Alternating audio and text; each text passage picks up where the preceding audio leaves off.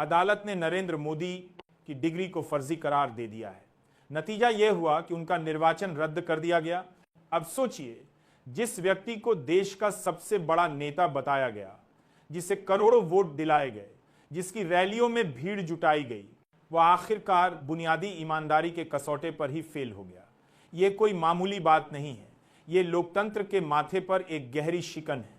क्योंकि जब एक अनपढ़ या झूठी डिग्री वाला व्यक्ति सबसे ऊंचे पद पर बैठ जाता है तो उसका असर आने वाली पीढ़ियों पर पड़ता है। मोदी की डिग्री को लेकर लंबे समय से सवाल उठते रहे।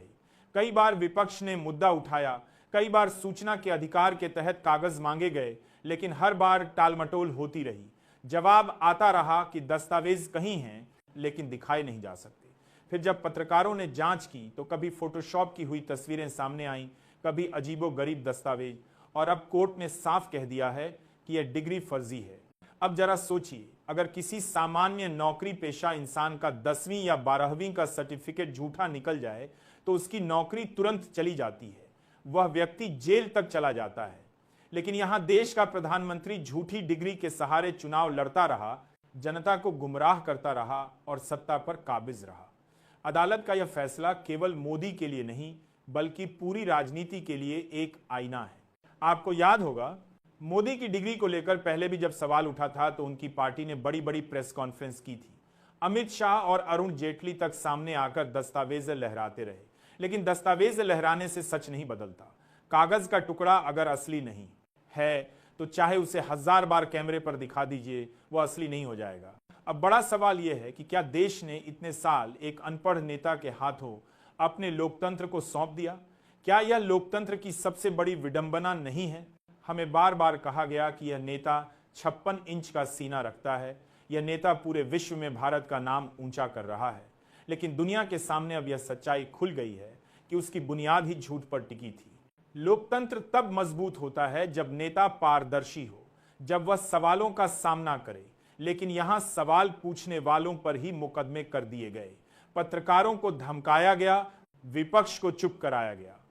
और अब जब कोर्ट ने सच बोल दिया है तो सत्ता के गलियारों में सन्नाटा छा गया है। सोचिए, उस छात्र का क्या हाल होगा जिसने दिन रात मेहनत करके असली डिग्री हासिल की और नौकरी की तलाश में दर दर भटका।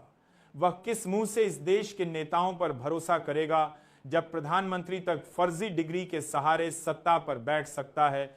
अब यह तर्क भी दिया जा रहा है कि डिग्री से क्या होता है, देश तो चल रहा था। लेकिन भाई, डिग्री से नहीं, ईमानदारी से देश चलता है।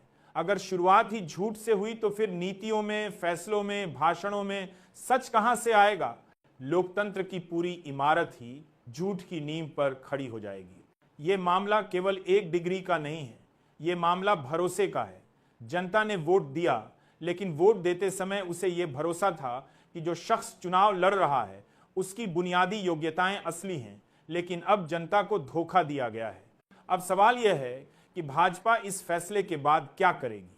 क्या वह मोदी का साथ देगी या खुद को बचाने के लिए मोदी को किनारे कर देगी? क्योंकि पार्टी के भीतर भी अब यह चर्चा तेज है कि फर्जी डिग्री के मामले में साथ खड़े रहना पार्टी की छवि को और नुकसान पहुंचाएगा। राहुल गांधी और विपक्ष के नेता अब खुलकर कह रहे हैं कि मोदी ने पूरे देश को धोखा दिया। राहुल गांधी ने कहा है कि यह सिर्फ एक व्यक्ति की हार नहीं है बल्कि पूरे सिस्टम की पोल खुल गई है। कोर्ट का फैसला आते ही सोशल मीडिया पर बाढ़ आ गई। लोग तरह तरह के मीम बना रहे हैं, सवाल पूछ रहे हैं। कुछ लोग गुस्से में हैं तो कुछ लोग हंसी में बात कर रहे हैं। लेकिन दोनों ही स्थितियों में लोकतंत्र का नुकसान हुआ है। अभी यह भी तय नहीं है कि मोदी अब प्रधानमंत्री बने रहेंगे या तुरंत उन्हें पद छोड़ना पड़ेगा। संविधान कहता है कि अगर किसी का निर्वाचन रद्द हो जाए तो वह सांसद नहीं रह सकता, और अगर सांसद नहीं रह सकता तो प्रधानमंत्री भी नहीं रह सकता।